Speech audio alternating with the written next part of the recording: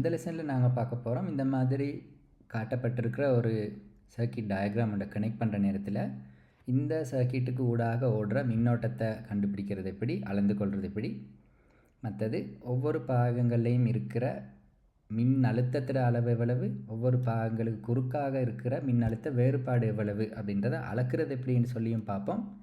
அதை எப்படி கர்ச்சாஃப்ஸ் லா யூஸ் பண்ணி கேல்குலேட் பண்ணி கணிதத்தை யூஸ் பண்ணி எப்படி கேல்குலேட் பண்ணுறதுன்னு சொல்லி பார்க்க போகிறோம்.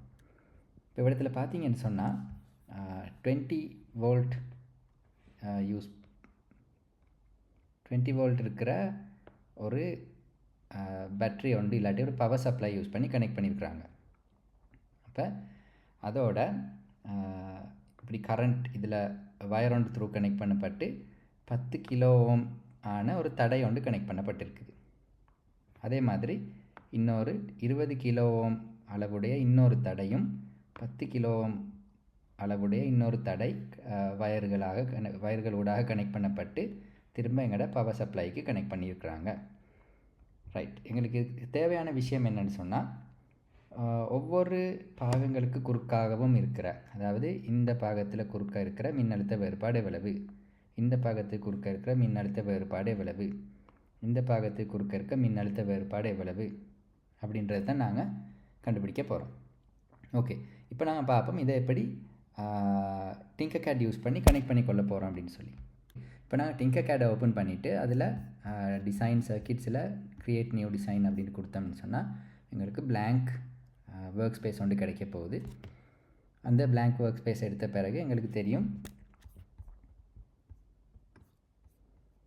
இந்த மாதிரியான ஒரு சர்க்கிட்டை தான் நாங்கள் கனெக்ட் பண்ண போகிறோம். 10 கிலோவும் 20 கிலோவும் 10 கிலோவும் அப்படின்னு 3 தடைகளை கனெக்ட் பண்ண போகிறோம் 20 வோல்ட் பவர் சப்ளையோட. ஓகே, அதுக்கு நான் பவர் சப்ளை ஒன்றை எடுத்துக்கொள்கிறேன். அதுக்கு பிறகு ரெசிஸ்டர் 3 தேவை. முதலாவது ரெசிஸ்டர் அளவு 10 கிலோ ஓம், ரெண்டாவது ரெசிஸ்டர் அளவு 20 கிலோ ஓம், மூன்றாவது ரெசிஸ்டர் அளவு 10 கிலோ ஓம். இந்த மூணையும் நான் கனெக்ட் பண்ண போகிறேன். முதலாவது நான் இதை திருப்பிக் கொள்கிறேன், இந்த மாதிரி இதையும் நான் இந்த மாதிரி திருப்பிக் கொள்கிறேன். அடுத்து இது இப்படி வரப்போகுது. ஓகே,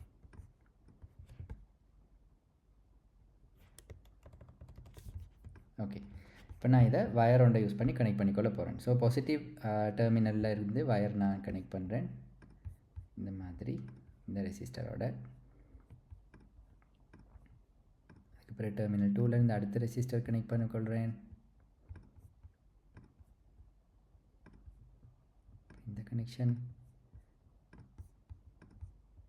அதுக்கு பிறகு பவர் சப்ளையோட கடைசி ரெசிஸ்டரை பவர் சப்ளையோட நெகட்டிவ் டெர்மினலோட கனெக்ட் பண்ணி கொள்கிறேன். பவர் சப்ளையோட வேல்யூ எனக்கு தேவை வோல்டேஜ் 20 வோல்ட் அப்படின்னு சொல்லி.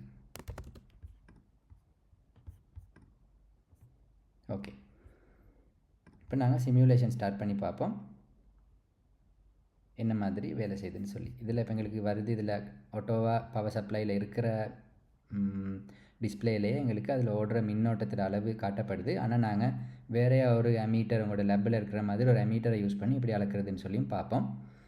ஓகே, இப்போ எங்களுக்கு தேவை இந்த 3 தடைகளுக்கு குறுக்க இருக்கிற மின்னழுத்த வேறுபாட்டை அளக்க போகிறோம். இப்போ நாங்கள் வெளியே பார்த்தோம் போன லெசனில் மின்னழுத்த வேறுபாடு அளக்கிறதுக்கு தடைகளுக்கு குறுக்காக வோல்ட் மீட்டர்களை கனெக்ட் பண்ணணும் அப்படின்னு சொல்லி நாங்கள் பார்த்தோம்.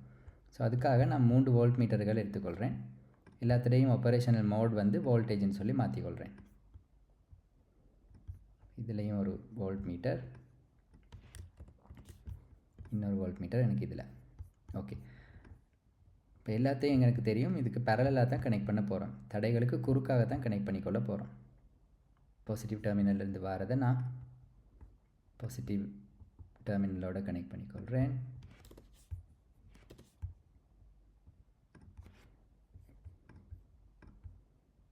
நெகட்டிவ் டெர்மினலை நெகட்டிவ் சைடு மற்ற சைடு கனெக்ட் பண்ணிக்கொள்கிறேன். அதே மாதிரி இதில் பாசிட்டிவ் சைடோட கனெக்ட் பண்ணியிருக்கிற பக்கத்துக்கு கனெக்ட் பண்ணிக்கொள்வோம். அதே மாதிரி நெகட்டிவை மற்ற பக்கத்துக்கு கனெக்ட் பண்ணிக்கொள்வோம்.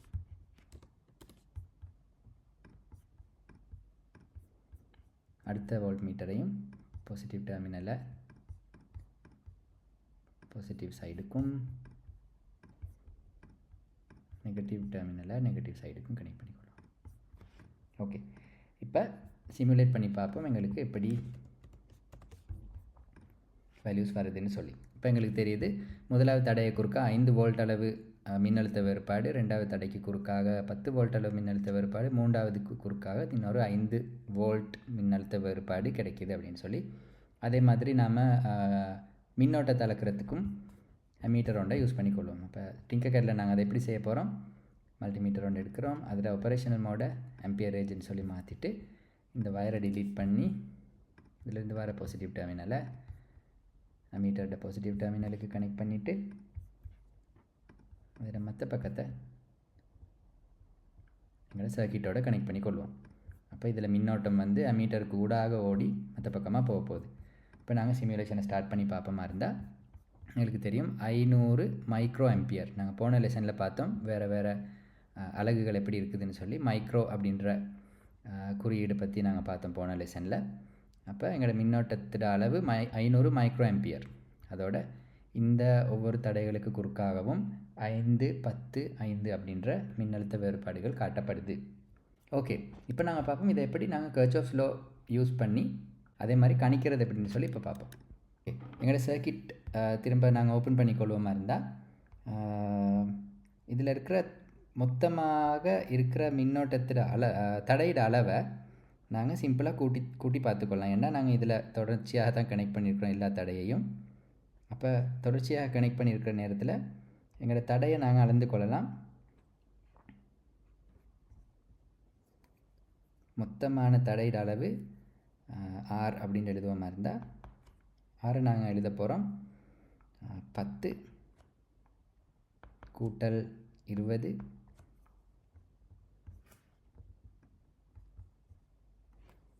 கூட்டல் 10. 10 கூட்டி எழுதலாம். ஸோ 40 கிலோ ஓம் அப்படின்ற மொத்த தடை எங்களுக்கு இருக்குதுன்னு சொல்லி எங்களுக்கு கணித்து கொள்ள முடியும்.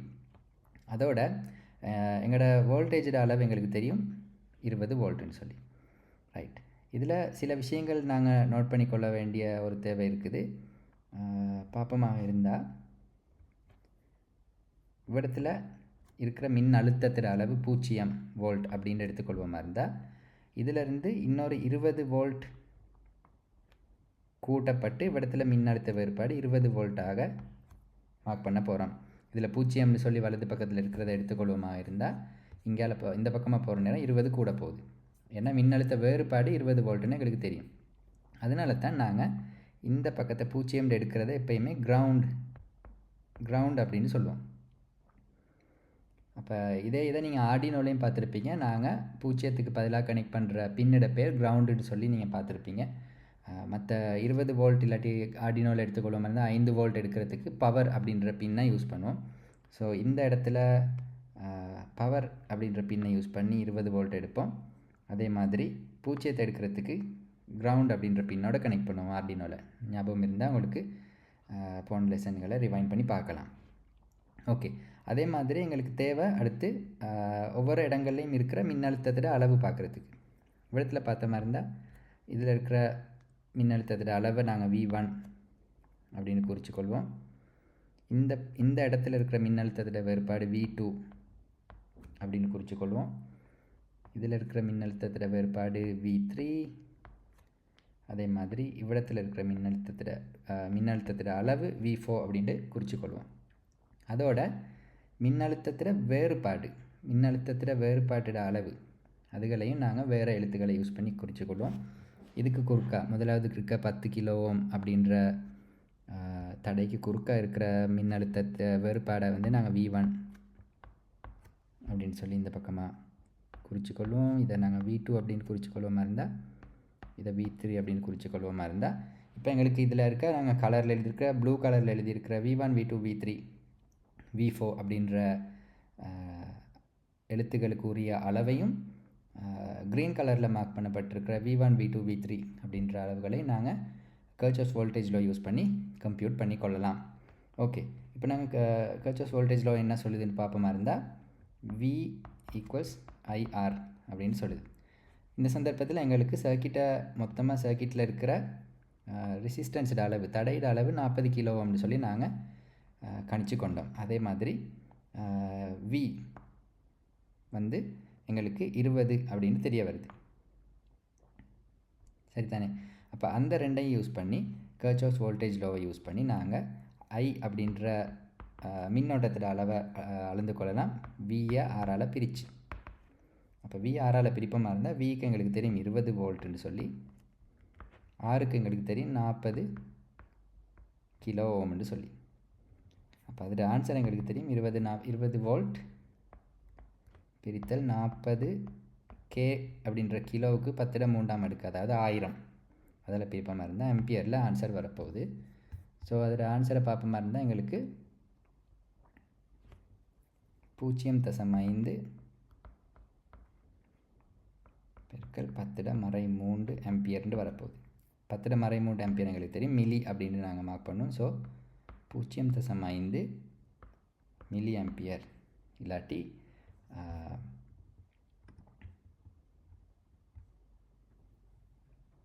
0.5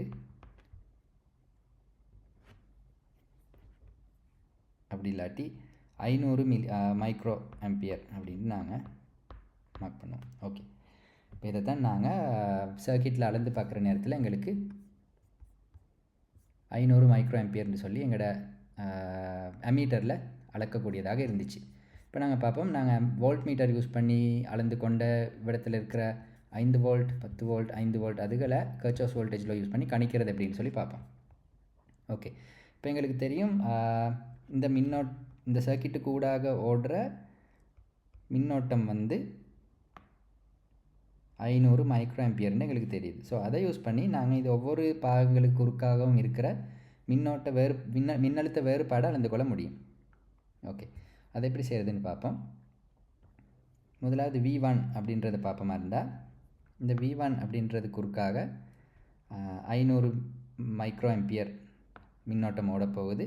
அந்த நேரத்தில் இந்த V1க்கு நாங்கள் கர்ச்சாஃப்ஸ் வோல்டேஜ் லோ யூஸ் பண்ணி அளந்து கொள்ள முடியும். கர்ச்சாஃப்ஸ் வோல்டேஜ் லோ என்ன சொல்லுதுன்னு சொன்னால், V சமன் மின்னோட்டம் அதை தடையிட அளவால் பெருக்கணும் அப்படின்னு சொல்லுது. ஸோ எங்களுக்கு தெரியும் மின்னோட்டத்தோட அளவு வந்து 0.5 பெருக்கல் 10⁻³ ஆம்பியர் அப்படின்ட்டு அதை பெருக்க போகிறோம் 10 கிலோ ஓமால். கிலோன்றது எங்களுக்கு தெரியும் 10⁻³ அப்படின்னு கிலோ ஓம். ஸோ இவ்விடத்தில் ⁻³ அப்படின்றதும் 10⁻³ அப்படின்றதும் கேன்சல் ஆக போகுது. ஸோ இதில் ஆன்சர் உங்களுக்கு பார்த்தீங்கன்னு சொன்னால் 5 அப்படின்னு வரப்போகுது, 5 வோல்ட். அப்போ முதலாவது V1 அப்படின்ற அளவு எங்களுக்கு தெரியும் 5 வோல்ட் அப்படின்னு சொல்லி. ஓகே, அதே மாதிரி வீடியோவை போஸ்ட் பண்ணிவிட்டு கம்ப்யூட் பண்ண பாருங்கள் V2 அப்படின்ற அளவுக்கு என்ன வோல்ட் அளவு வருதுன்னு சொல்லி. அதே மாதிரி V3ன்னு சொல்லி க்ரீன் கலரில் மார்க் பண்ணியிருக்கிறத எப்படி கர்ச்சாஃப்ஸ் வோல்டேஜ் லோ யூஸ் பண்ணி கம்ப்யூட் பண்ணுறதுன்னு சும்மா ட்ரை பண்ணி பாருங்கள், வீடியோவை இடத்துல போஸ்ட் பண்ணிவிட்டு. ட்ரை பண்ணியிருப்பீங்கன்னு நினைக்கிறேன். நாங்கள் பார்ப்போம் V2 எப்படி கம்ப்யூட் பண்ணுறதுன்னு. திரும்ப நாங்கள் கர்ச்சாஃப்ஸ் வோல்டேஜ் லோ தான் யூஸ் பண்ண போகிறோம், V சமன் IR. அந்த நேரத்தில் எங்களோட I தெரியும் 500 மைக்ரோ ஆம்பியர் இல்லாட்டி 0.5 தர 10⁻³ ஆம்பியர்னு தெரியும். அதுக்கு உரிய தடையிட அளவு வந்து 20 கிலோ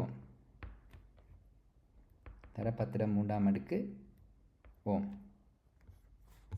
அப்படின்னு எங்களுக்கு தெரியும். ஸோ இதை நாங்கள் பார்த்தோம்னு சொன்னால் இந்த 10⁻³ ரெண்டும் கேன்சல் ஆக போகுது. 0.5 20ஆல் பெருக்குவமாக இருந்தால் 10 அப்படின்னு வரப்போகுது, 10 வோல்ட். இது தான் எங்களோட V2ன்னு சொல்லி நாங்கள் மார்க் பண்ணியிருக்கிற இந்த மின்னழுத்த வேறுபாடு. ஓகே, அதே மாதிரி பார்ப்போம் எப்படி மூன்றாவதுன்னு சொல்லி மூன்றாவது V3 அப்படின்னு கம்ப்யூட் பண்ண போகிறோம்னு சொன்னால், V3 வந்து 0.5 தர 10⁻³ அதுதான் எங்களோட மின்னோட்டம். அதை பெருக்க போகிறோம் முதல் மாதிரியே 10 கிலோ ஓமால். இப்போ அதில் ஆன்சர் எங்களுக்கு தெரியும் 5 வோல்ட்டுன்னு வரப்போகுது. முதல்ல V1 கம்ப்யூட் பண்ண மாதிரியே அதே மாதிரியான ஒரு வேலை தான் இதுலேயும் நாங்கள் செய்கிறோம். ஸோ 5 வோல்ட் தான் இந்த V3க்கு வந்திருக்கு.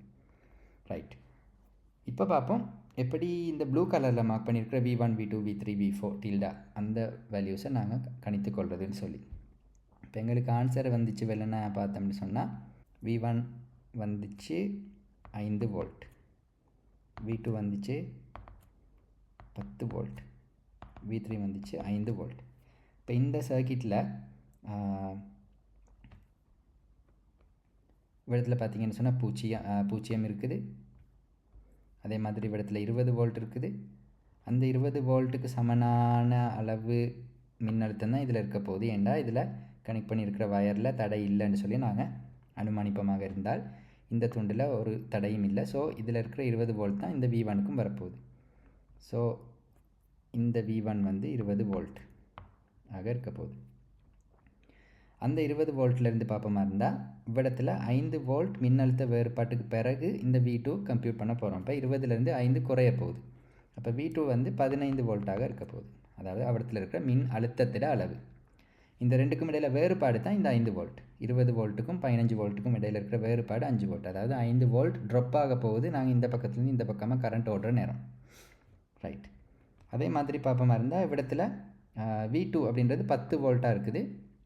இவ்விடத்தில் 15 வோல்ட் மின்னழுத்தத்திலிருந்து 10 வோல்ட் மின்னழுத்த வேறுபாடோட V3 அப்படின்றது 5 வோல்ட்டாக வரப்போகுது.